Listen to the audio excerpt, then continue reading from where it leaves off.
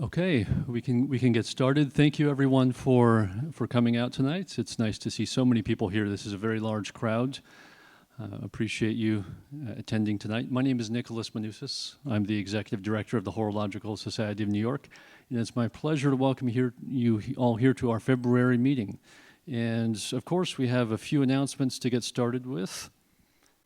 A quick education update. We have our evening classes throughout February upstairs on the 5th floor of this building. We'll also have 2 weekend classes, February 17th and the 24th. And then our traveling education is heading to Washington, D.C. and Chicago, hosted by Tiny Jewel Box and Oak and Oscar. So if you have any friends in either of those cities or you're watching us online, you can come and join us for a fun watchmaking class. And I'm very happy to announce that tickets, well, actually not quite just yet. Tickets will be available tomorrow, starting tomorrow, for our 158th anniversary gala. So for the people here in the room tonight, you got to wait till tomorrow. But everyone that's going to be watching online, starting tomorrow, you'll be able to find the tickets available on our website. And our gala, it takes place directly across the street at the Harvard Club of New York. We are hard at work making this year's gala even bigger and better than last year's, and that's a photo of last year's sold-out gala. And yeah, so look for tickets available tomorrow, and the gala is Saturday, April 6th. And we have this schedule of availability. First dibs for tickets go to our gold members, and then to our silver members, bronze members, and then finally the general public. So make sure to get the tickets quickly, because last year it sold out, and it's going to also sell out this year. Really looking forward to that Saturday, April 6th, 158th anniversary. And what do we do at the gala? We have a big, fun dinner party, but we also give out lots of money. We give out lots of scholarships for watchmaking students. And I'm very happy to announce that this year we have a new scholarship. It's called the Andre Bibo Scholarship for veteran watchmaking students. And that is Andre Bibo that you see pictured there. He was a soldier in World War II in the United States Army. And he came back after the war, and he studied at the Bulova School and went on to have a very successful watchmaking business here in the New York area. And so we're very happy to announce the scholarship and name it after Andre Bibo. So I encourage everyone who's a watchmaking student, either here with us tonight or watching online, to please apply. Last year we we awarded $125,000 in financial aid to 20 students in 4 schools across the country, and this year we'll do even more. So we'll do even more with our entire scholarship package. So now we have, in addition to the new Andre Bibo scholarship, we have many other scholarships to choose from. So if you're a student, I encourage you to please apply before the deadline, which is March 1st. Okay, on to the main event. So I want to ask everyone to just consider for a second what goes into making a watch. Just from a very broad overview perspective, what goes into making a watch? Well, you need some engineering, right, to figure everything out. You need some design. You got to make it look nice so people want to put it on their wrist. Then you have to manufacture it. Then you need to assemble it and finish it. So all these things are going into a watch. But there's one other very important aspect of a watch, and that's the heritage of that watch and of the brand itself. And that's what we're going to be taking a close look at tonight. So I'm very, very happy to welcome the head of heritage for Zenith watches here to New York to be with us tonight. Please give me a hand in welcoming Miss Laurence Bodenmann, head of heritage at Zenith. All right.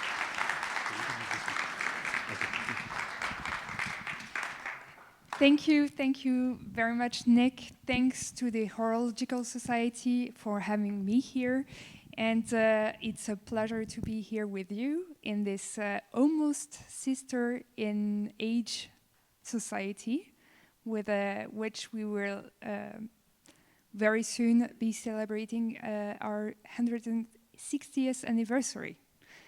That's for us, it's 1865, and I think the Horological Society is 1866.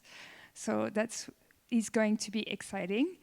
And well, I recognize a few familiar faces that of people that have watched me grown into the watchmaking history 16 years ago. It's very nice to see you there. I'm looking forward to meet and to put a name on the persons that I've been corresponding to over the last years, and to know you better also. And it is my pleasure to welcome you to this behind the scene of Zenith Heritage, where the idea is just like the DVDs. You know, you remember we had the making of section that we had to see, to just see how the magic happened. Well, this is the idea, to get you behind the scene of the heritage, to see beyond what you actually get to see, how it works, how we make the research, and how we investigate into making of the history of that's what you get. So let's begin here. Tonight, this evening, we are going to see 3 points where we are at Zenith Heritage and at Zenith in general. What distinguishes Zenith in 3 words, and how is it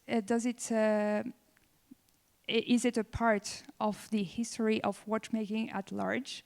Then what are the missions and the resources of the heritage? And last but not least, how do we investigate? So where we are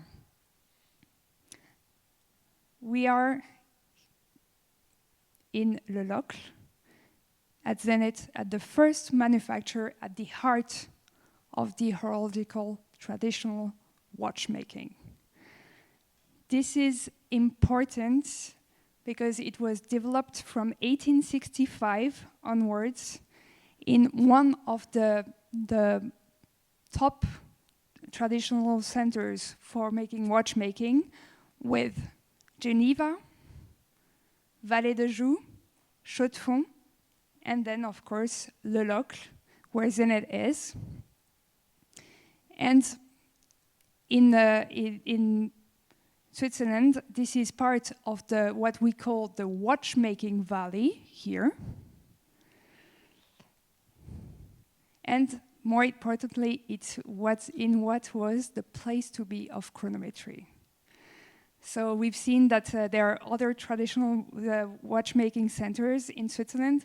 Le Locle is known to have been the place to be in chronometry, for chronometry, linked with Paris, London, their royal watchmakers, with star chronometriers like Hourier, who was very well known for his researches on isochronism. He was in correspondence with Breguet, and this may have helped greatly for the development of the tourbillon. You also know other chronometriers that were in Le Locle, that were the Jurgensen, that came to Hourier. Actually, Jurgensen came to learn with him, and also married his daughter. So that's how the Jurgensen dynasty was born. Then you have other dynasties of chronometriers like Nardins, the Rosa, and the Meret, and so on and so on. And this is the place that founder of Zenith, Georges Jacot, chose to establish for the first time in these traditional Swiss watchmaking. his first fabric and the first manufacturer. Here you see the first building, which is still here, and then it evolved like this, a huge empire, which was built in all the things in 40 years. This is also where we are today. This is our team. We are still in the original buildings, as you can see. One of the only ones to actually be in their original buildings. These buildings, they tell the history of watchmaking since they were from the 19th century and keep also the idea and the architecture of it. And they are part also of the UNESCO now. So they are part of the World Heritage. And as you can see, we are pointing to the Zenith every day. And why is that? Because the company, which originally was named Georges Favjaco Company, actually got the name Zenith after a while because it was baptized according to Georges Favjaco very famous caliber and line, which was the Zenith. He was most proud of. That's the caliber where he thought he had reached with the whole company the zenith of what could be made. And this is of course why we are like this the whole time. Oh, sorry. So why the Zenith? Why you understood about the name? Of course, this vertical point where you have to tilt your head to look at the Zenith. The idea of the Zenith was to envision the perfect watch. The idea was to take the advantages of the manufacturer, which is something you here can be proud of because it's actually the American way. It existed for the first time in watchmaking, in the watchmaking industry in America, having been introduced in 1850 already. And at the time when Georges Favjaco wanted to introduce it at the heart of the traditional watchmaking, it was basically a concept which was well known to Americans, but which was regarded with the utmost suspicion by Swiss watchmakers, whose watchmaking was organized according to établissage, which is this traditional organization of watchmaking with independent workshops where every workshop was doing one part of the watch, and then you had to take one component from one workshop to the other to bring them to yet another place where they would be assembled and then delivered from them. And you had your watch in export for the world. And Favjaco, what he wanted to do and what he believed it in was that there were these advantages of having all the professions and all the workers under one same roof, because this would ensure the quality of the work that would be made. And also, it was ensured the interchangeability of the components, which is how a watch can be repaired also and be also available for the greater number, because then it didn't have to have that level of uniqueness that they had formerly in the heart of the chronometry, in this place to be of the chronometry. And so that's because he wanted to take advantages of this manufacturing system, because it was linked to having a perfect watch, that he went against the wind and brought this foreign concept into Swiss watchmaking.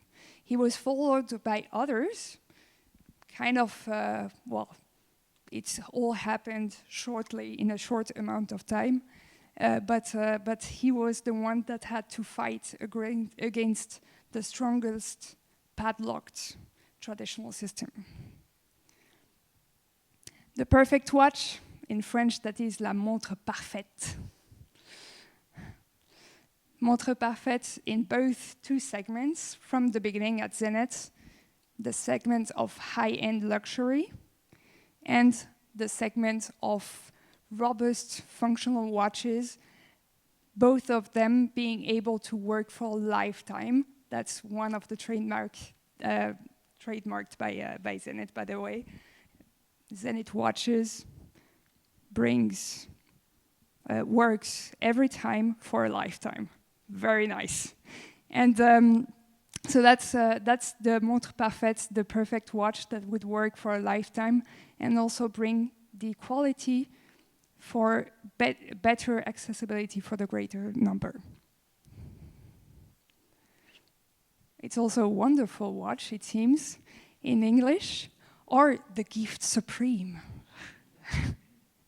And that's how Zenith got to conquer the whole world, with Germany here, Ideale Taschenuhr. Then we have Denmark, Scandinavia. We have Italy. We have Argentina, Chile, Spain, Portugal, Brazil, and of course, Greece, the Balkans, and India, Turkey, Japan, also China, actually. So you can see how it's really spread very, very quick into the whole world with this idea, helped by the concept of the manufacturer. And this brings us to the second marker of Zenith identity, because it's not fair to just say, okay, we do produce the perfect watch. You have to prove it. And you have to prove it with the mean of an objective referee, which is what brought Zenith, if you look at these dates here, to the record number of chronometry prices of the world of watchmaking. This because Fabre-Jacot entered his watches into the chronometry international competitions from 1897 onwards.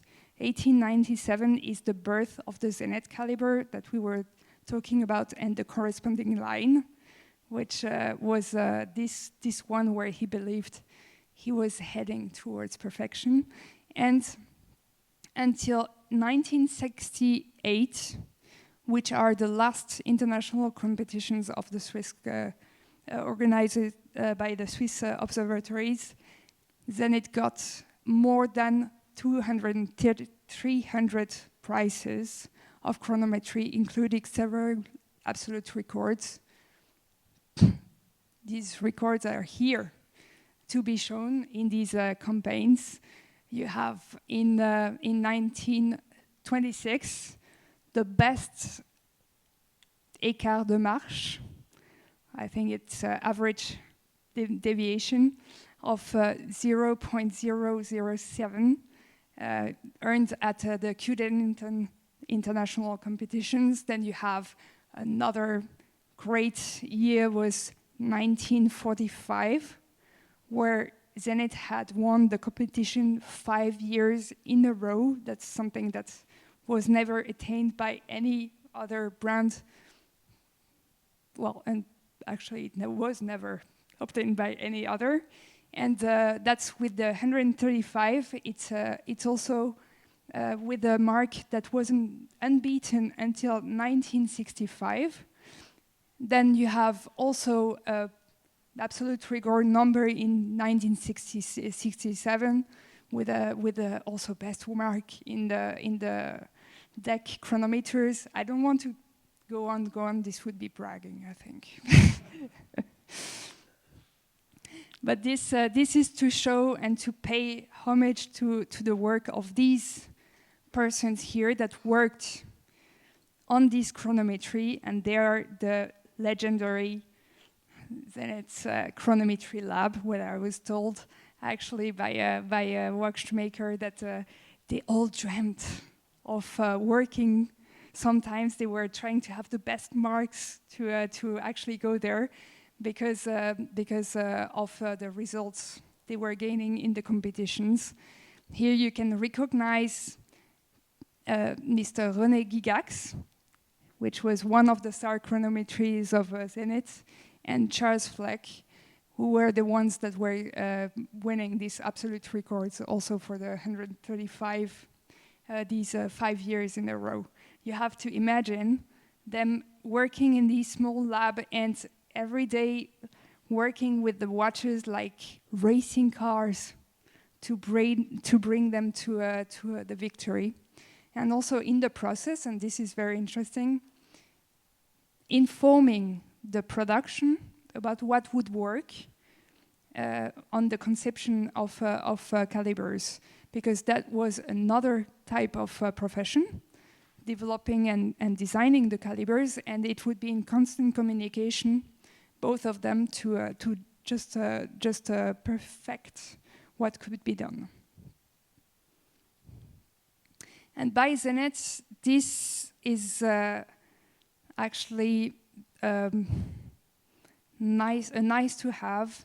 This quest for precision and for perfection was not just in the frame of pocket watches and wristwatches.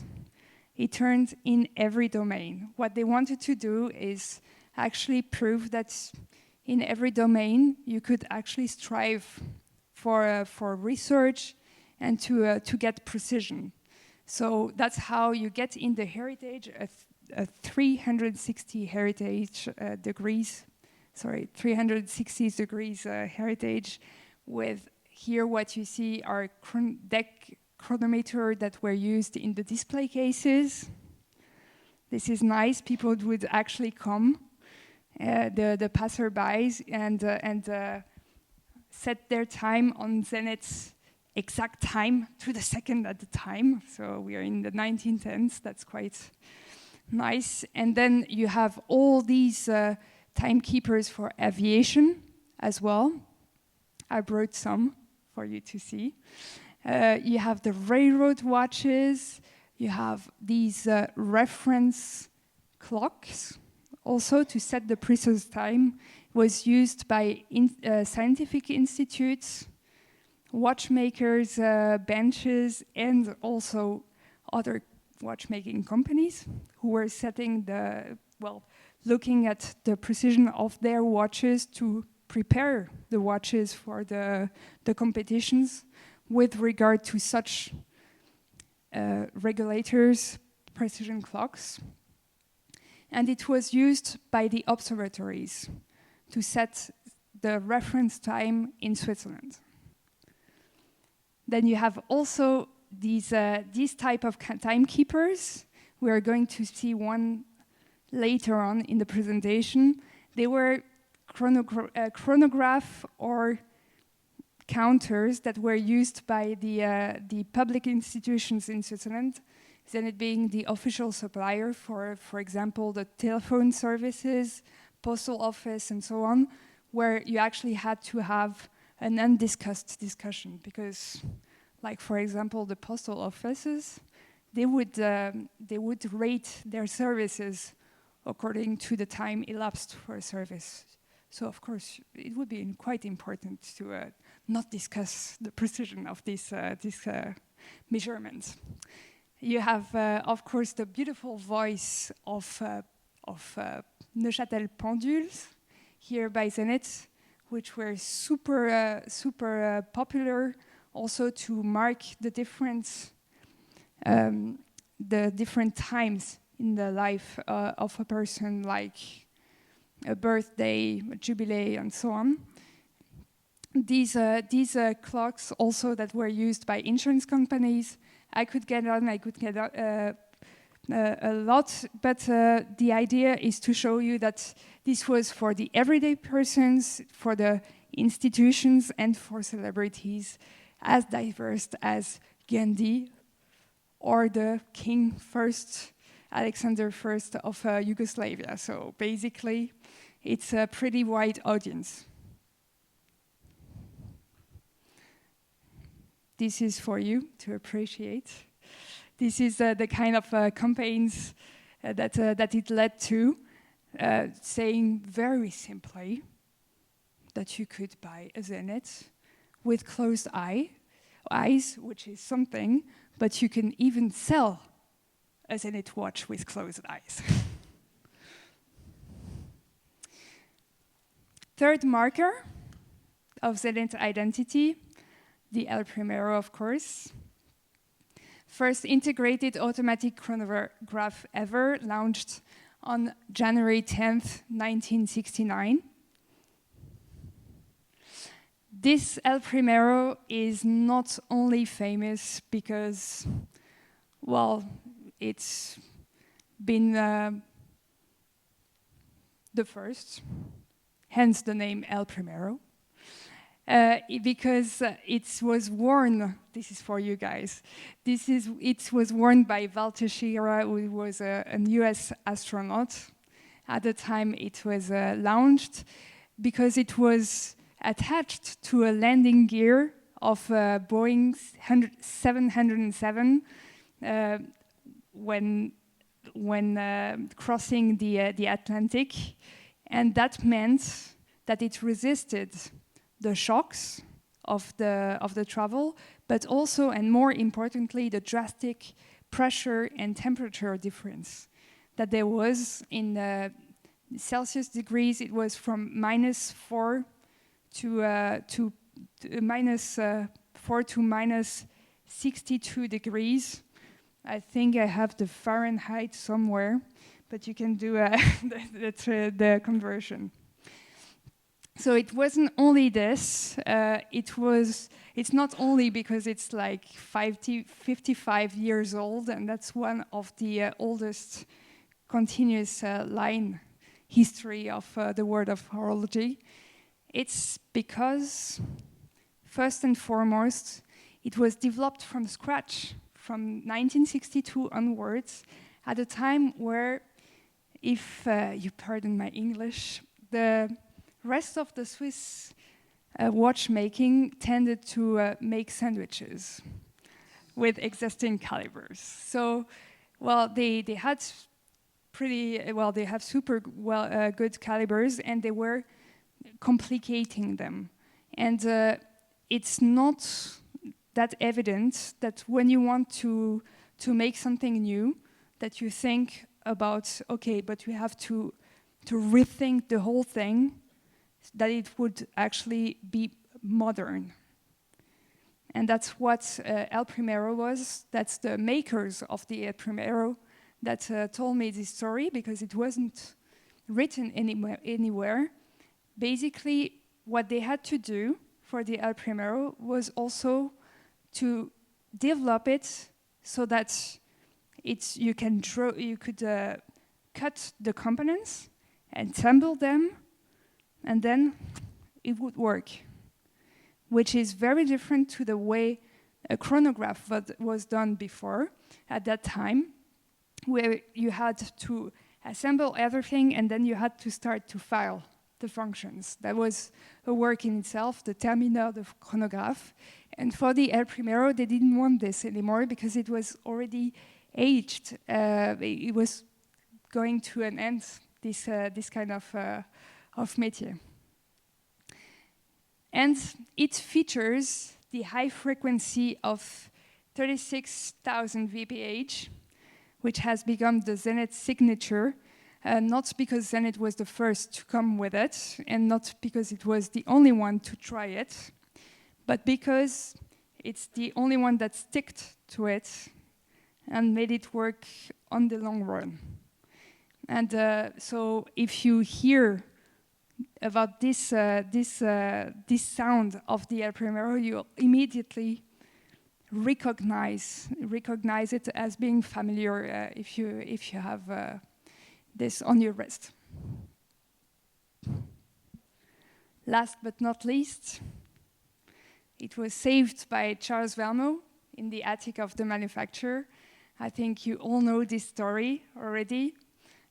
Charles Vermeer was one of the team of the developers of the El Primero in between 62 and 69. And when he heard that they wanted to disrupt the production of this caliber, not necessarily the line. I mean, they still wanted to assemble a Primeros. That's why it has been discontinued from 69. But they wanted to interrupt the production of new movements of the El Primero. Well, he thought they had to find a solution to save all the tools, the plans, the stamps that had to be used to produce the El Primero. And when he didn't get an answer, basically, he took it upon himself to do the work. He was helped only by his brother, who is the only one in the secret, because this was done in the secret so that it would be also unquestioned at the time where everybody was saying, basically, this is obsolete. I mean, that was the quartz crisis. We were in 75, and mechanical watches, they were just regarded as something that would become obsolete. And just like Fav Jacot, the founder, before him, he went against the wind. Hence the idea and what the Zenith team has come with as a slogan, the time to reach us are coming against the wind to actually go through with one idea. But let's hear what happened. We are nearly at the end of this first more general part from Charles Vermeer himself.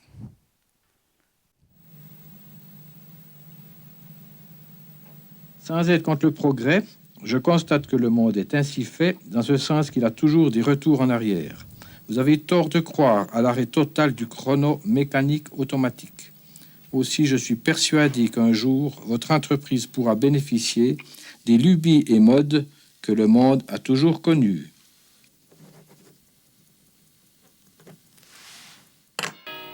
Qu'avez-vous fait avec ce matériel, cet outillage? On a tout étiqueté. On a donc mis en caisse tout ce qui est cam, tout ce qui est étampe, tout ce qui est outils de coupe, de petites machines qui auraient été mis au débarras. Alors j'ai demandé à la direction de pouvoir m'occuper de tout ce qu'on avait étiqueté, de ces cams, de ces outils de coupe, des étampes, même des dossiers de plans d'opération, de gamme d'opérations, etc., de pouvoir tout mettre en un dans un même local. Ce qui m'a été refusé. On m'a simplement répondu que je faisais du sentiment. Évidemment, le petit Vermeer des ponts de Martel était un petit peu embourbé dans ses tourbières. Il fallait absolument qu'il se réveille puis se dire qu'on était dans l'ère électronique. Le matériel risque d'être vendu ou jeté. Monsieur Vermeer prend peur. Il cache ce matériel dans les galetas de l'entreprise. Inébranlable, Monsieur Vermeer va au bout de son idée, seul contre tous. Pendant près de 10 ans, son trésor sommeille sur des rayonnages où personne ne vient jamais. Une étampe vaut 40 000 francs, il en faut 150 pour fabriquer le chronographe.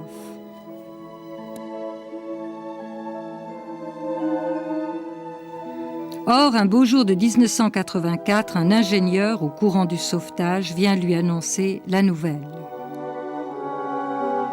Alors là, quand M. Gerber est venu vers moi me demander si on pouvait ensemble retrouver, ressortir tous les outillages et voir la possibilité de remettre en route, alors j'ai dit alors avec plaisir. Vous étiez heureux? Alors oui, là j'étais son...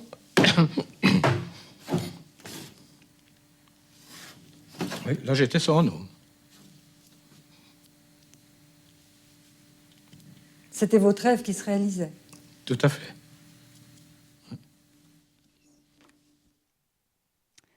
So, yeah, we can give a handshake for this guy.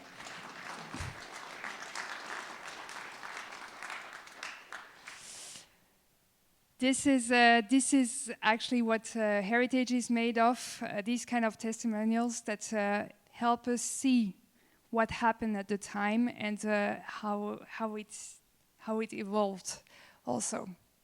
And like I promised, we come to the end of this where we are at Zenith in 3 main words. I haven't even mentioned all these star models and lines of the Zenith company that you've all came here tonight to see how we investigate about them. So, but they are here for you to see. And before we go into the investigation, just a few words about the missions and the resources of the Zenith Heritage to see what the scene is into what we proceed. So the missions of the Heritage, to make it very simple, it's 3 words. Information, by doing this, promotion, and in order to do so, the both of them, preserve the resources of the heritage. And at Zenith Heritage, contrary or next to the other companies and their heritage departments, what makes us a bit special is that we were the first to be part of the product and development team. Meaning, our role isn't so much to tell or to retell history and say what was done, as to explain and, first investigate about why what was done this way, so as to feed our colleagues with informations and let them decide how they would do it today, with today's mean, with today's components, with today's set of mind as well. And now, what are the resources to do so? Well, the primary sources. And that's what everyone hopes for in such a work. There are more than 1 kilometer archives at Zenith, linear archives, so meaning actually one sheet after the other. How many are 1 kilometer archives? It's a lot. A whole lot. You've made the conversion in feet in the abstract of this presentation. That's only for between 1865 and 2009. That's even much more if you count the 2009 to today. There are more than 5,000 objects in the collections, counting watches and pocket watches. That's approximately 1,800. Half of it being vintage watches from the 19th, 20th century. And then you get all the machinery, stamps, the watch cases, the enamel panels and everything. So these very diverse 360 degrees collections that I was telling you and referring to about. And third, last but not least, a solid network of witnesses from the time, which is a third ingredient that helps us to actually, next to the information that is written, understand what wasn't written. And secondly, what was important, the degree of importance, hierarchy of importance in what actually we have access to. And these are the 3 legs of a stool that you need. They are the essential points on which you can sit on to make sense of an object. You really get to have these 3 points to start investigating. So now to the second part of this presentation. We've set the scene, and now we are going to see what's behind the scene, meaning how we investigate. We're going to do this with examples mainly, and observation about these examples, and we are going to first look at how we investigate your watches to identify them, and then secondly, how we investigate the whys, the why it was done the way it was done, to feed the developments of our colleagues. Shall we go to this? Okay. So how do we identify your watch?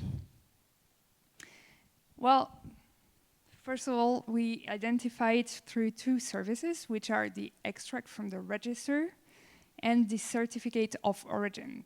You may be familiar to these concepts. They are used in horology largely to identify it. So what's behind this? What do we do? How do we proceed when you ask for one of those? And let's take for this the example of this nice Port Royal chronometer. I brought one here. My colleagues and I have exhibited there for you to look at here. And how do we do to get more information about this from these resources that we have? Well, first place where we go to is one type of registers. Here it's the register for the case, where you get the matching number of the case that is inscribed here, for example, which tells us that it's from 1953. Then you go to another register, which are the movement registers, which tell us that it was fitted with Zenith legendary caliber 135. You've understood why. Then you go to the reference here, the commercial order, which is written in both cases, and which gives the total specs of the watch, the way it was developed at the time, with the dimensions, with all the surface treatments and the matching numbers and so on and so on. So this is the holy grail, basically. And then, when you have done this, you still have to go to catalogs of Zenith to see how it looked like. And this brings us to the first observation, which is the information is not in just one single place. You have to cross-check it over several documents, which is why we talk about an investigation. And then you have, so that's the kind of documents, just I took the examples for this here. You see here, you see that they're in several places. Of course, we cheat, because everything is digitalized, so we get it on our computers. But still, then we have to actually cross-check this information with the information of your watch, which is why we ask you to send us so many photographs, because we want to know, okay, that's theoretical what we have here. We know how it was supposed to be. Now, how is your watch? Now, what has he lived? What has it lived from the moment it was produced to today, where you're actually sending us photos of it? I want to show you this second example to show you something I never thought I would find, actually. And you probably know I come from the museum world, so public collections, and there we are lucky to work with end products, but we actually would like to know how they were made. I mean, to have access to their production sources. And that's the grail that we are searching in manufacturers and in these places of production. are these which helps us understand, for example, here, you've got this commercial order, and you notice that here I'm just opening it, you see. There are several sheets just describing the dials with different versions of dials. How could that be? It's one reference, it's in one single batch of production, it's got 2 dials. Well, if I can tell you, if you got in your hands 2 such watches with consecutive numbers and matching cases and everything matches, and you have 2 variants of dials, you're going to say, I mean, at least from our point of view in collections, we are going to say, okay, one of them is wrong. Which is it? And here, you can see that no, it was foreseen as such, and more interestingly, why is it foreseen like this? Because at the time we are in the 50s, and for the interchangeability, it's better to not complicate the system of reference and have the variety of dials that is needed for the markets without actually changing, giving one other reference at this, each time. So this is why you could actually come upon these kind of cases. And this is actually why I'm saying this is important to have the primer sources. Because without them, and that's my second observation, you cannot guess right. No primary sources, no guessing. I mean, you can guess, but you're never going to be sure about what you guess. It's just impossible. Well, let's move on with another, second iconic example from the Zenith heritage. You all know this, El Primero A386. That's from the El Primero's first generation from 69. And here we have an example from 71, which was produced in 71. Now, you see, same exercise, same thing, but the documents look differently. That's because we are 10 years after.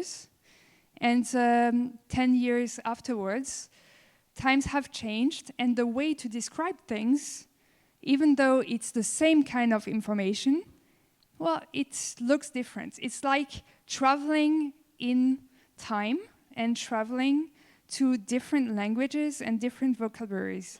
So this is what's behind the scene. This is what's behind the curtain. When you're working with these, you're basically always trying to learn new languages and to understand the information that were delivered from the past. So that's a third observation. And you can see too here that it has also other formats, which is of course something that will impact the kind of conservation of these, but also the way of searching just manually. This is a game. This is a game just to show you how these are connected with the making of history. Just unraveling these logics takes you into unraveling what are the different stages of the history of watchmaking. You can play anytime the game with your collection of where is my serial. Is it first period? Is it just on the case? And it's the same than the one that is on the movement? Then you're very early, actually, at Zenith, because it's at a stage where interchangeability is the ideal.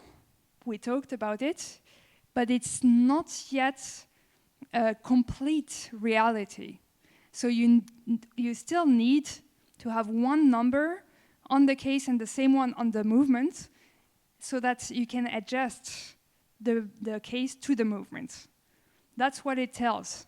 Then you have a second area of time where you have, like the example that we've just seen, the 135, you have one serial on the movement and one serial on the case.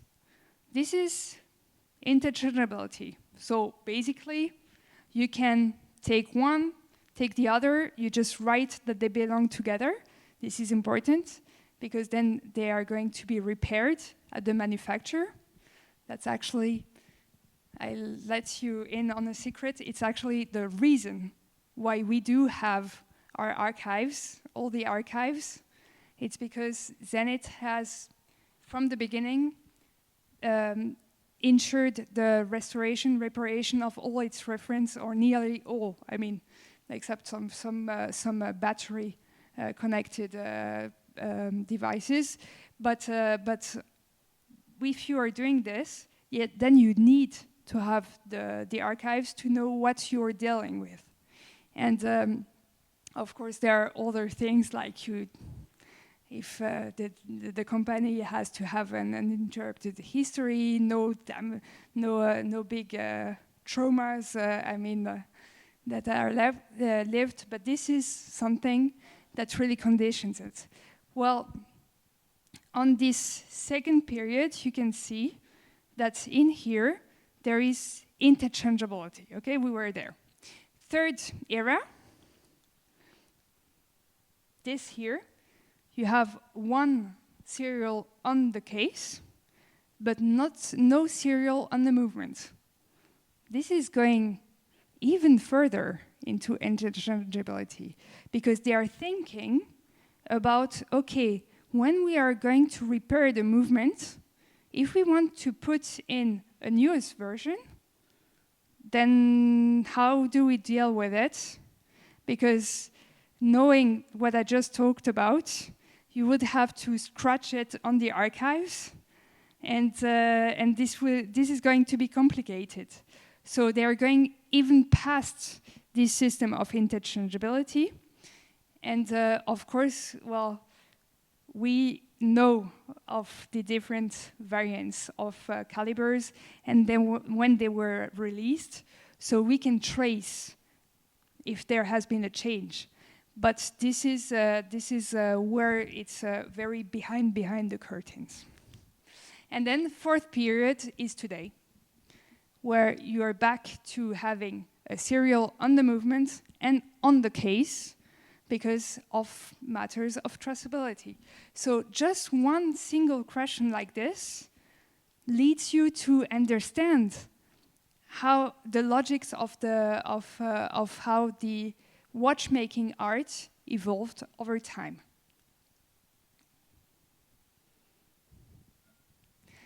And the second thing about these kind of references, I also didn't suspect when I worked in the museum, is that you have a single reference. There are different lots of production, meaning every time, so these lots of production, they are spread over many years or several years.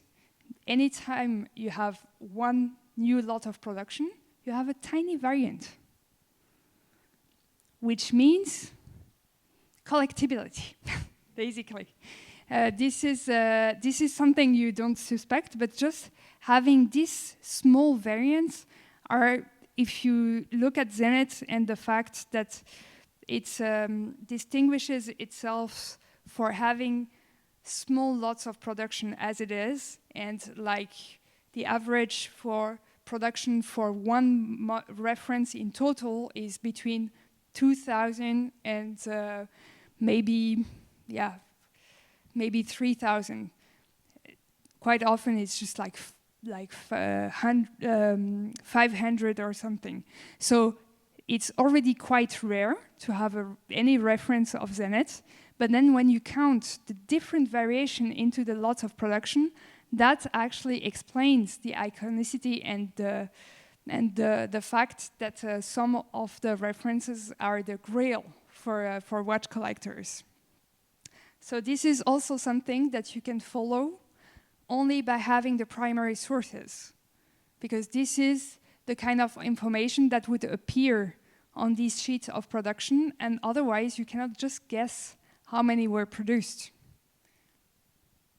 And that's the last example for this part here. This is an observation that comes from what Manfred Rösler, who wrote the book that is on the table set by the Horological Society, which they have from their library, which was one of the first reference book on Zenith. He told me at first when I started, I asked him if he had any advice, and he said, never say never. Even after 40 years of collecting Zenith watches, he was quite sure he had seen everything. Well, no. You can never say for sure that something never existed. And this is a good example for it. Here, this watch is similar to a watch with which our colleagues from the customer service came to me and said, okay, we're in doubt. Does it exist actually like this? We are looking at a model from the 70s here. And contrary to the one that I'm wearing, which is mine, you have to help me.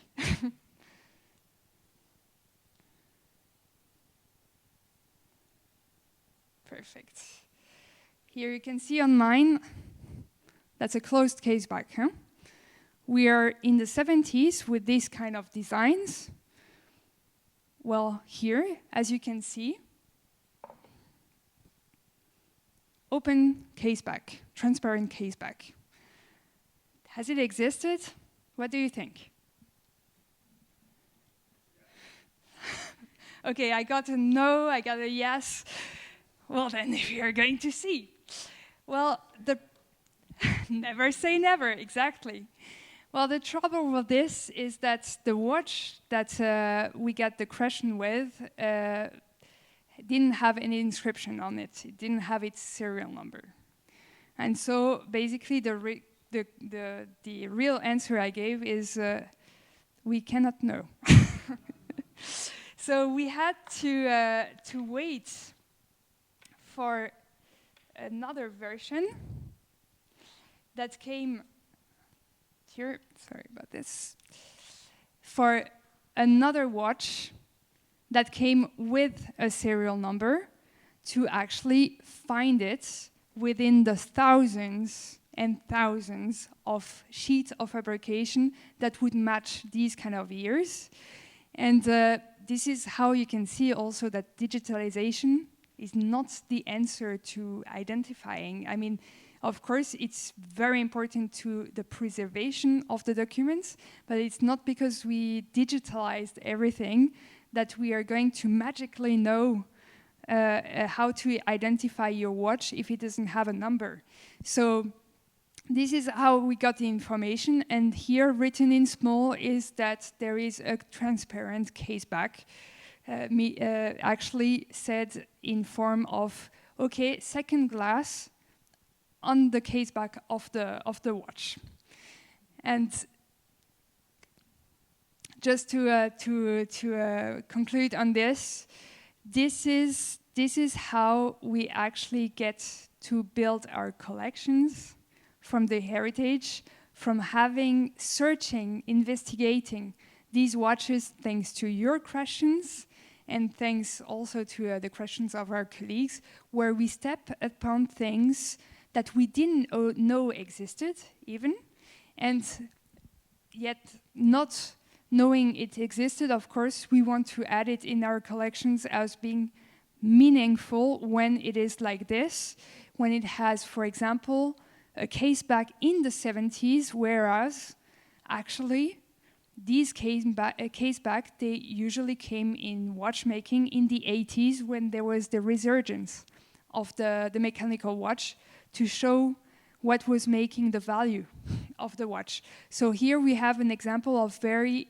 early transparent case back, the first of Zenith, and probably one of the first also in watchmaking. And of course, we added another one into, well, that's actually the one that we added in our collections. And we also added it to the selection we make for icons. So heritage collections, they cannot be for sale. They are there as reference.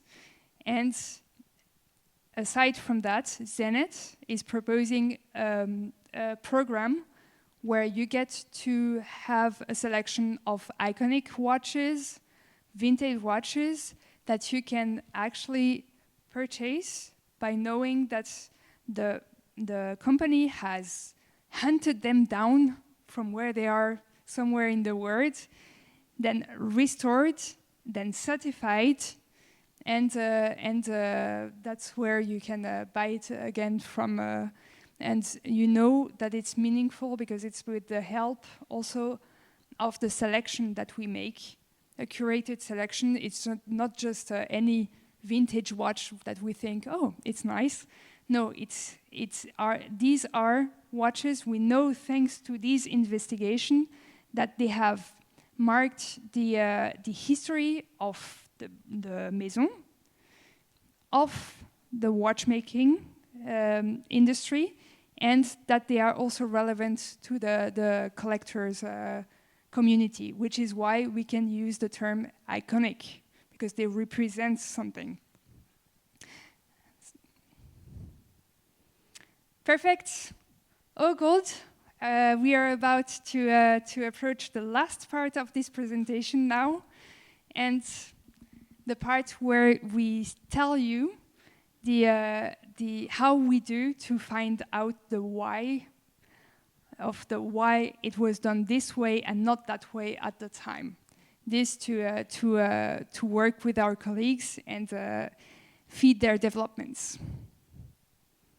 And there is just one single observation for this part. There is no such thing as a fully described why.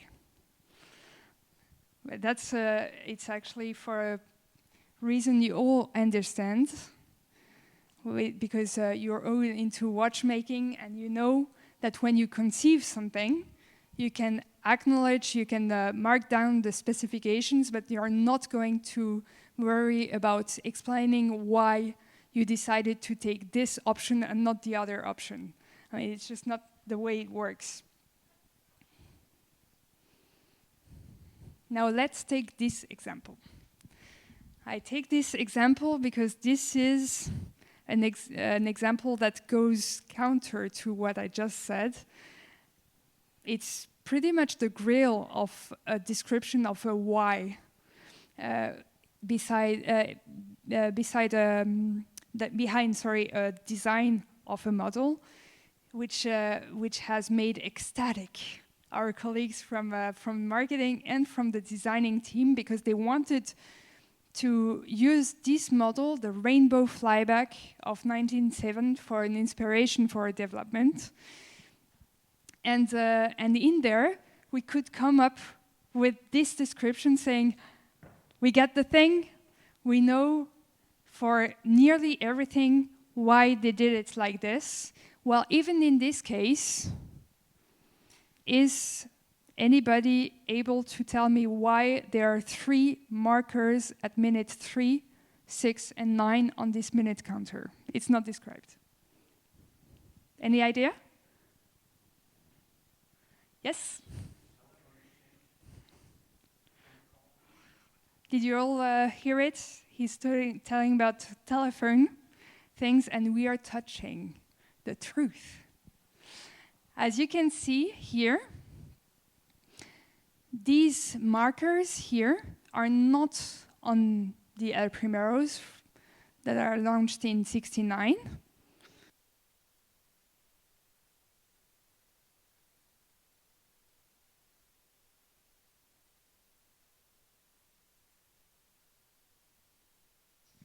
It's so secret. They were to be seen in this generation of chronographs. So we are in 68. So, okay, let's go back in time, see if this gentleman is right in terms of interpretation. We have to dig in to see when it first started, these chronograph markers on the minutes. We see first examples in 53. Okay, we dig in. We see this thing, which is a telephonometer. That's the thing I was telling you I was going to refer to in the presentation. These were used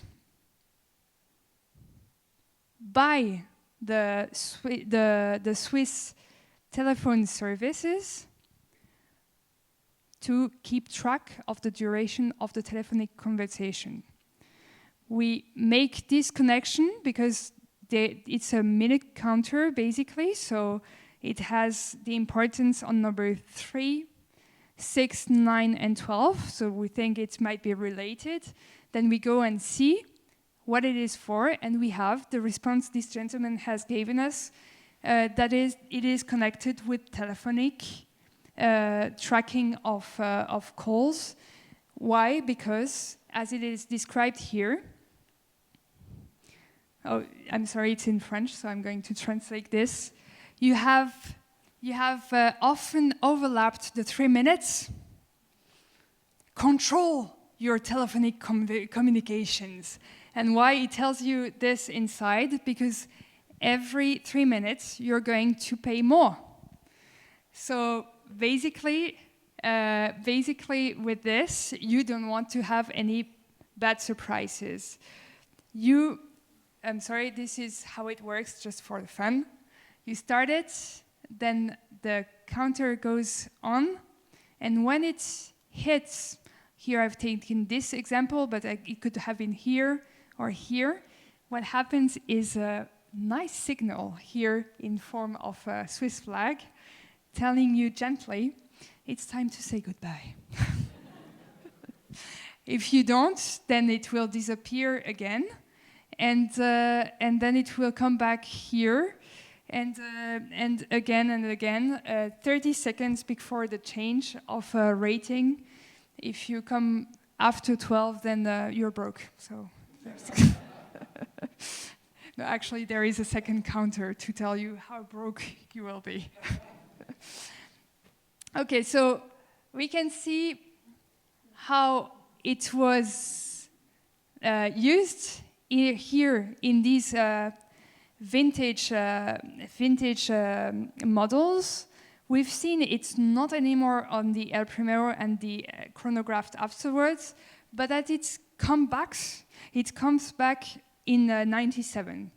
So that's the second question. Why? Is it relevant? What does it stand for? And that's where we had to call in the big guns. So, and these guys are my colleagues from the Communication Museum.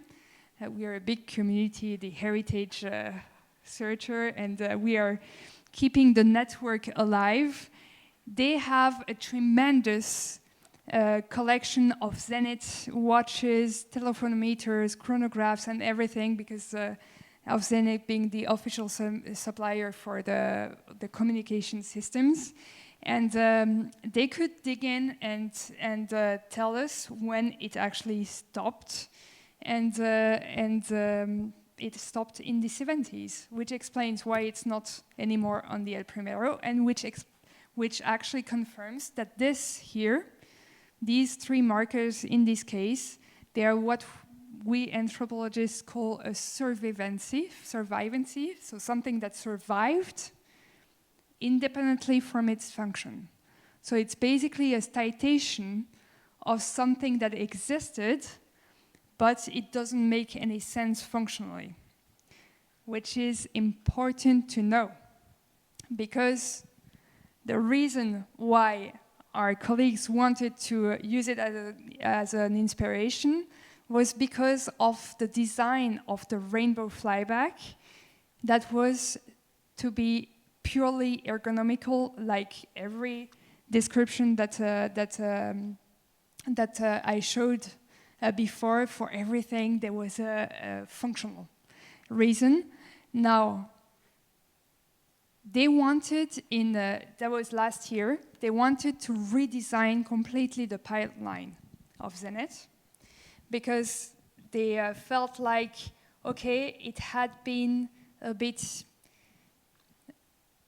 well, aged in the styles. Like looking at the pilot watches, they were every one of these pilot watches. You all know the thing. They have big crowns, big numbers, great contrast, and so on. This is like the markers on the rainbow. It's like a citation.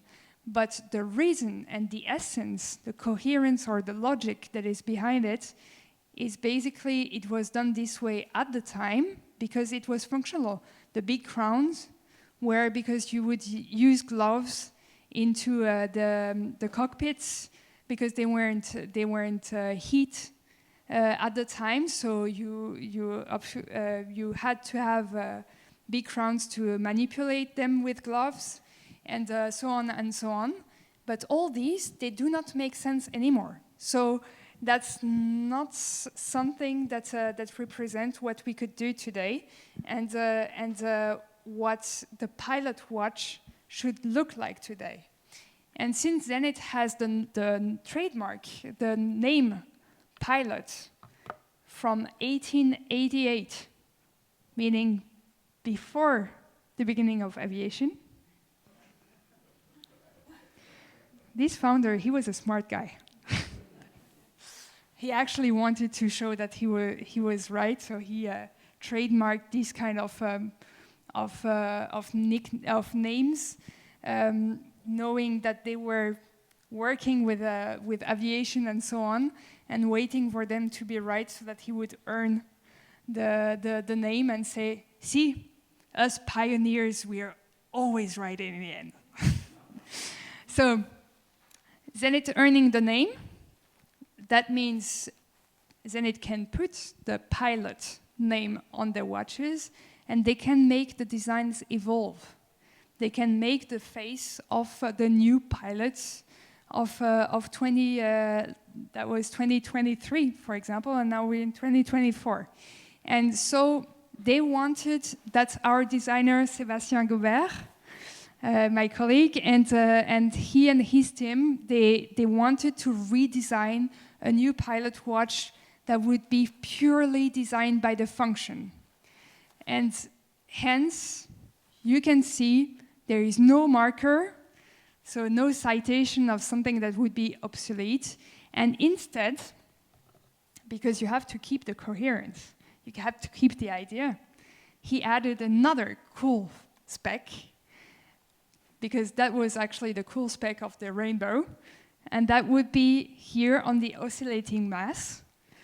It would be designed like, it is designed like an artificial horizon. So that's what makes a little kick also in the collection, and they maintained these logics without copying what was done. And this is what my point here. Our role is to help the colleagues not copy what was already done, to explain what was done, why it was done, so that they can choose to make it evolve the way they want with today's possibilities. And it doesn't just stop at design. Not sure you saw that here. Just look at this. I'm very proud of this animation. This is, designing is just not just a question of aesthetics. It's also redesigning the experience, the mechanism, and so on. And our team of R&D, they also redesigned the functions and went past what had already been done. So the flyback, they wanted it also to feel like it was designed purely by the function with immediate reaction. So this is the smoothest flyback pusher on the market, which is different in its resistance than the stop. There, just to feel it, to feel the difference, and not identify the function just by feeling the watch. I don't need this. Okay, and then again, you're looking at this. They are going to be so mad because I didn't take the real, I'm sorry, the real font. But it's just to show you. I've put the development of the big date at the rate it is. You can see it was redesigned, the big date, so that it would appear like on the panels that you have at the airport when you're going to take your flight or transport, and that you feel this little buzz, you know, you're going into the adventure and so on. And they reckon that's the pilot watch that people want. They want it to go on adventures, not necessarily fuel the word. So just the big data experience, that's 2 other patents added to this patent here, to redesign it so that it will feel completely natural, super rapid, and so on. And I'm telling you all this because this is, of course, going to be part of the heritage archives now.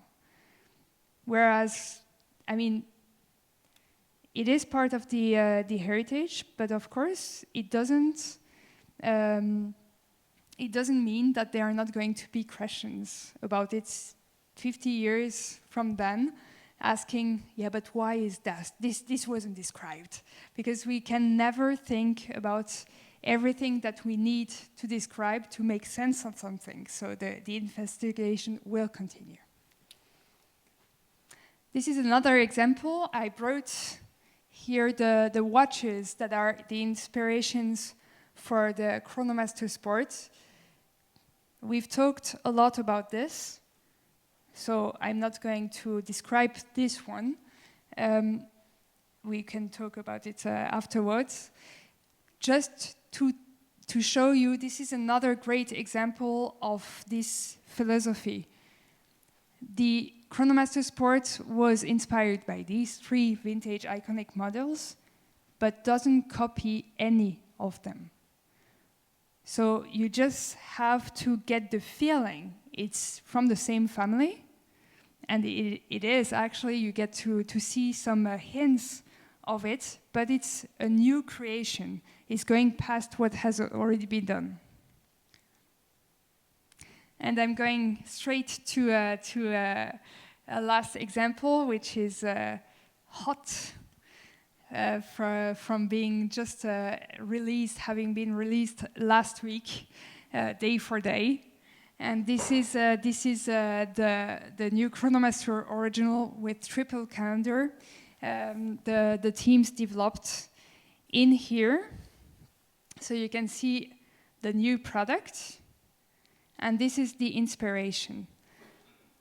What the teams wanted to do this time was to have in the new collections of Chronomaster, with the newest developments on the El Primero, they wanted to have this variant with a moon phase and triple calendar that actually existed at Zenith. It was developed right at the same time than the version you know with simple calendar, but it wasn't available commercially until '72.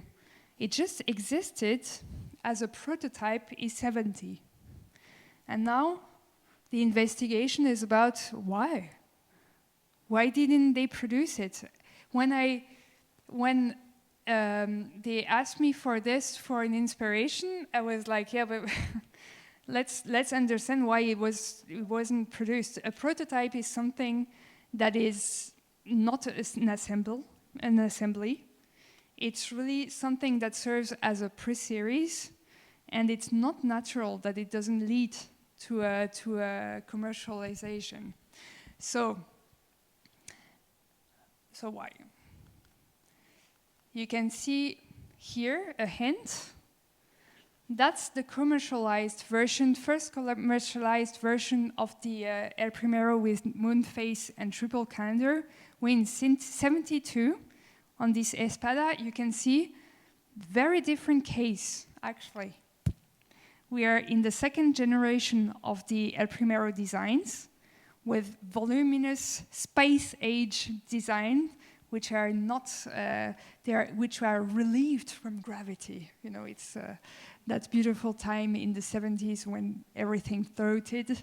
And in there are the first commercialized version of this variant of the El Primero.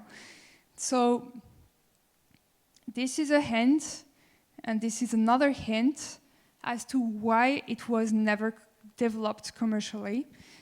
This is Pierre-Alfred Roulet. He's the director of the team that developed the El Primero in between 62 and 68 to release it in 69, and he was the one to finish the development of the moon phase. And what he told us was that it never worked, actually, because when you look at the first generation of cases of the El Primero line, here for the A386 we've seen before, it can struck you how thin it is. And the idea of this first generation, even though, even in the other type of models that you had in these lines, that you may know, all of them are very thin, because they wanted to show that the El Primero was actually to be the thinnest of its generation, even though it was automatic.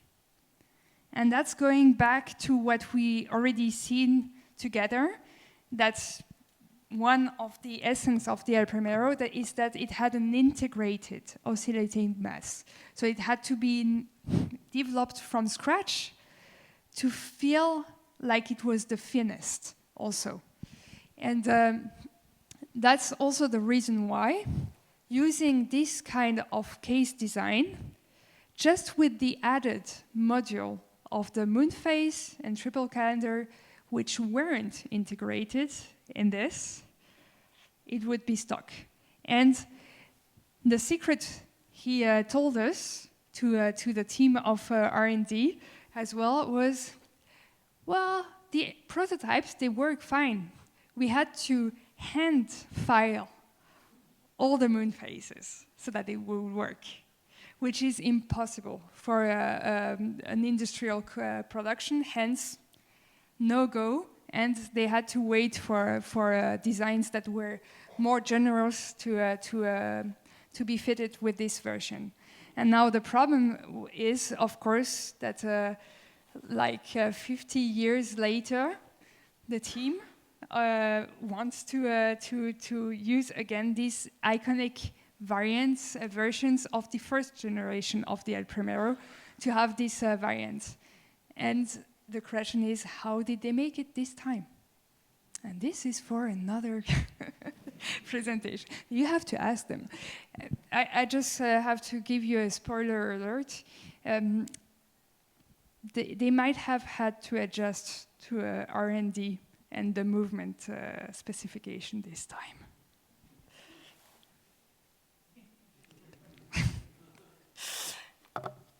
Okay. So we are at the end of this presentation. I hope you have enjoyed going through this behind the curtain journey of the Zenith Heritage Department. I want to thank you all for first making our job so exciting at the Heritage Department. It's thanks to your questions, and also I want to thank my colleagues, thanks to their questions, that we actually get to understand the whys and to create our collections and so on. So thank you all.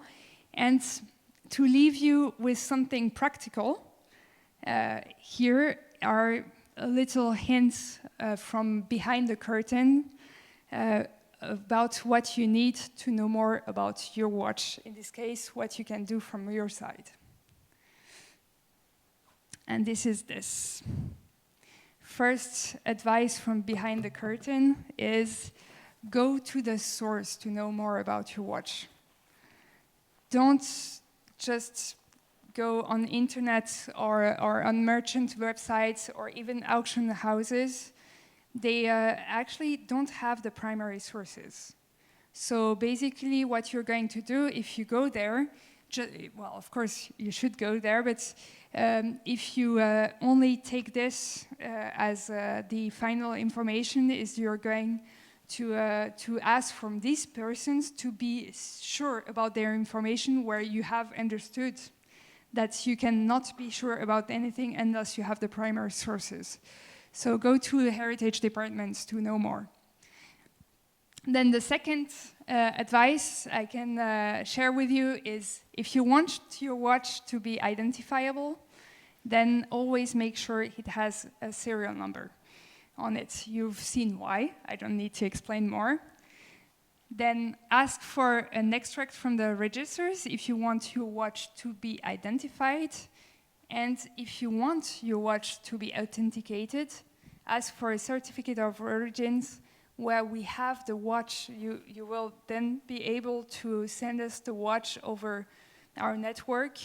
It's described on the internet, but to authenticate something, you really have to have the watch in itself and to be able to see all the traces leading you to what it has lived and so on.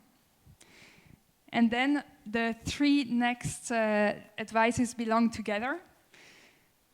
Go on the hunt with what catches your eyes, not only the investment. Do not forget about all the other types of timekeepers. They also have super interesting stories to tell. And then ask yourself what's the story you want your watches to tell. This is, well, is it the story of the watch, your watch as it left the manufacturer? Is it the story of your watch as it was owned by your parents who had a change of mind and wanted a different style on the service or something like this? Or maybe has changed the crown, or maybe has a big bump in the case, which you might want to preserve if you want your watch to tell this story. Or is it the story of the watch as you have acquired it? So your story, basically. This is something you might want to ask yourselves. Then don't forget to look at your watch attentively and compare it. It's by doing so that you will unravel the little mysteries, the traces of what has changed from one to the other, and that might give you hints about what it lived. Also from this side, you may also want to use these databases that we are currently, the researchers in watchmaking, we are currently working at creating watch bases for the public. I'm talking about the watch library, for example, that has a tremendous amount of documentation of watchmaking and catalogs and so on, where you may find informations also outside, so the primary sources, also outside of a heritage department. We are super happy that you share this documentation with us. So collect stories from these documentation of primary sources that you find, and from prime owners, and share it with us, of course. And last but not least, come visit us in Switzerland. We will be very happy to welcome you. Thank you, everyone.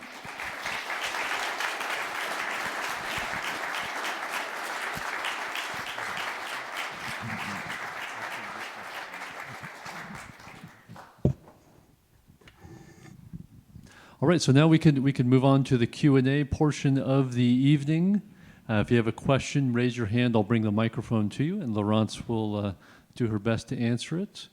And we just turned this microphone on, so you have the podium mic that you can speak into now, and I'll bring this microphone around. Anyone with a question, please raise your hands. Go here to the back.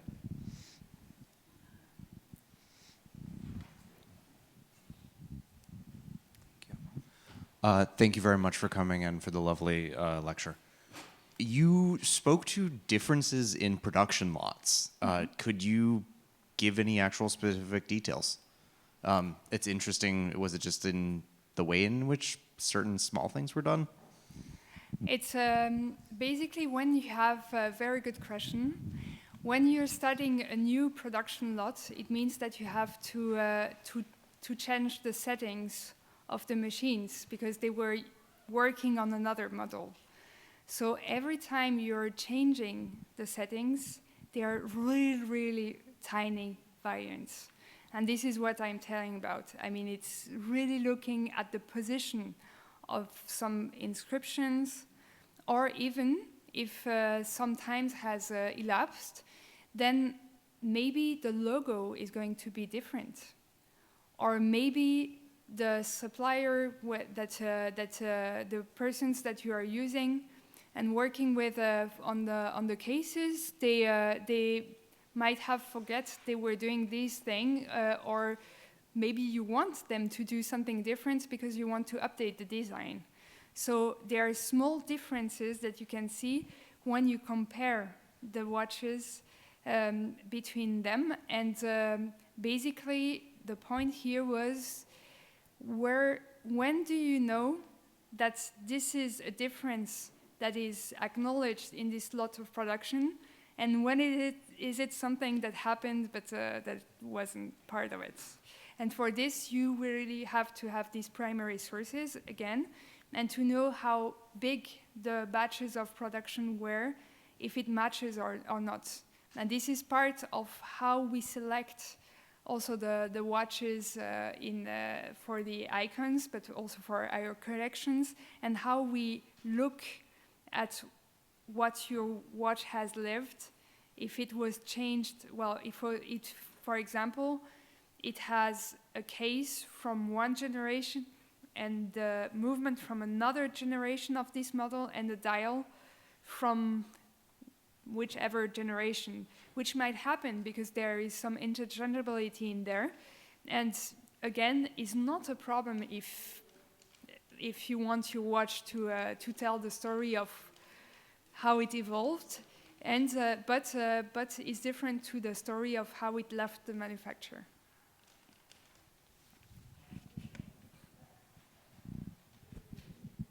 Thank you for the presentation. One thing that stood out is that it appears that you have, that Zenith has a tremendous archive dating back a long way for the company's history. But one of the most well-known stories with Zenith was touched on, where they said at one point, we're not interested in this heritage and we want to move away from that. Was it a decision by management to keep the archive and do away with the methods of manufacture, or was it another story where someone also kept the records elsewhere? Thank you for this question. This is also very interesting. Actually, the decision of you're referring to is that they wanted to stop producing the El Primero movement and mechanical watches for a while, whilst completely amidst the quartz crisis, so it wouldn't sell anymore, and they had enough movement to assemble, and they never decided to part with the heritage. They basically took a decision, a very hard decision to take, because well, they were trying to sell what they had to sell and couldn't anymore. But the fact that they didn't look at how the stamps and cutting tools and plans would be preserved is interesting, because the employees themselves, and in this case Charles Vermeau, took it upon himself to do it so, to do so. And the tremendous heritage of Zenith is there because they never had to move. Like I was saying, they never failed, so they never had to part with it, but also because people understood about the meaning of these, and the direction is one thing. I mean, the direction of the production, that's just one tiny part of the firm, but the customer service that knew they had to have all the registers and so on, they of course worked and gives us the opportunity that it is still there to this day. And Charles Vermeau is also, of course, the big the big ingredient for this, more for the cutting tools and for the plans of the Primero. But basically, it's thanks to all these generations that the archives are still there today.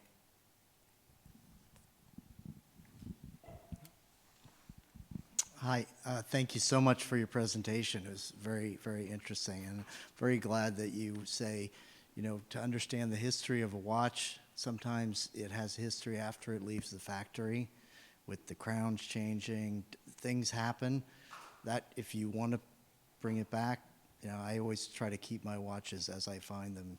But anyway, the question that sort of links up to that, which is, here in America, we had a different history with Zenith, where there was a big collaboration with Movado, but in Switzerland, of course, Movado being a very old company, and the El Primero and the Datron coming out at exactly the same time. Here in America, we got a lot of Movado models that you never see in Europe at all. But the archives, did they survive? Are they at Zenith in Switzerland with regard to their collaborative? It was about 10 years. But Yeah, definitely. They are there. We actually shared the catalogs of Movado that we had from this period with the persons. They don't really have a department of heritage at Movado at the present time, but they were receiving some questions and always like being a bit annoyed by these questions because they didn't have the sources. And we actually did some high definition scans and shared the catalogs with them and gave them the doubles also, because they have to earn their history, of course, and it's important. So now you can actually ask them. That's also showing how we work. I mean, we are a small family in watchmaking and in heritage departments as well. And we all researchers, we have to work like hand in hand to have access to these primary sources. It's like we were saying, thanks to all these generations that we can have these archives. But let's be modest about it. If they hadn't done this job, we wouldn't be there. So and we wouldn't have this kind of playground to play with. So that's why we are really into the sharing philosophy with this. All right, thank you. How has the work that you've done in the Heritage Department affected how Zenith keeps records for current production and production going forward? Also, essential question. I was talking to you about this while playing the game. Where is my cereal, for example? You know that in the watch industry, for the production, things are always moving. Also, in terms of logistics, to actually be more efficient and really to be more smart about things. And there we really worked hand in hand to actually see what were the constraints to keep that a watch would still be it would still be possible to identify it, like if in the event 200 years from then there is a collapse in the digitalized networks, for example. So that's a pretty big impact that we were saying. No, it has a reference. It still has to be legible, to mean something. For example, you cannot just give any number and say, yeah, but it's described on a computer. So this is one of the very pragmatic thing I can tell you about. All right, any other questions? Let's take these two last questions up here in the front. Melody? Hello. You mentioned about how when you were winning all these prizes and everything, and you said something about 1965, like, was that kind of when the street, well, not the street light, I know 1945. 68. 60. Yeah. So who beat you? That's why I just was in wondering. 65. I honestly have no idea. I mean, but of course we can search for it because they're the sources also of the observatories. Okay. But yeah, it's what makes it spicy. Yes, yes. I was kind because basically then well the interesting thing is that after having won 5 times in a row, yes, you must feel the excitement for this from this team and being super proud, yes, and then having set the record for another 11 years. I mean, this René Gigax, his children told me he was like such a competitor. He wanted to win everything, and so. The information about who beat him, mm-hmm, it would be interesting to know if they were in contact. Right. Okay. All these, if it was like the heritage, it's like a small family where you have to right, to also to be able to share, of course, not confidential information, but yeah. Thank you. Welcome. Right. The last question for this evening. Thank you.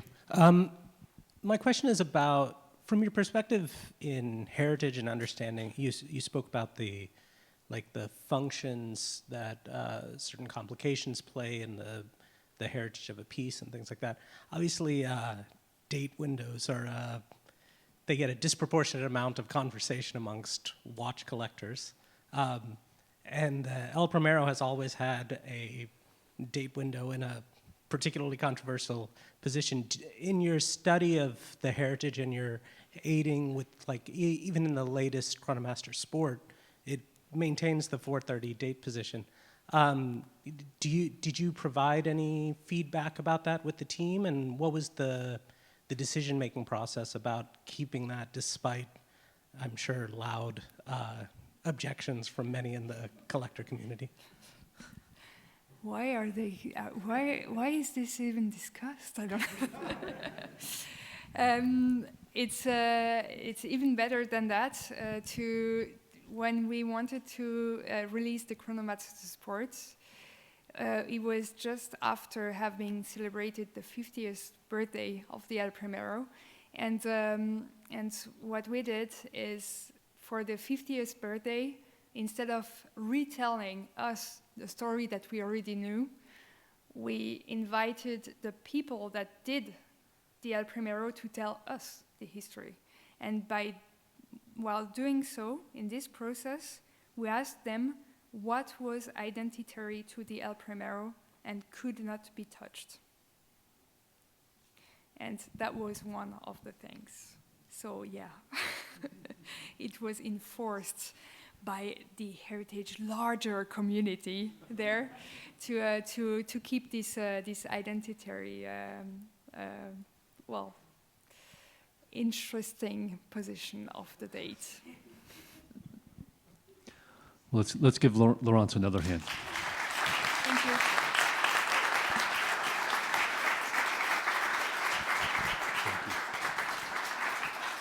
All right, thank you, everyone. Thank you for coming out tonight. We'll see you next month. Have a great evening. Thanks, everyone.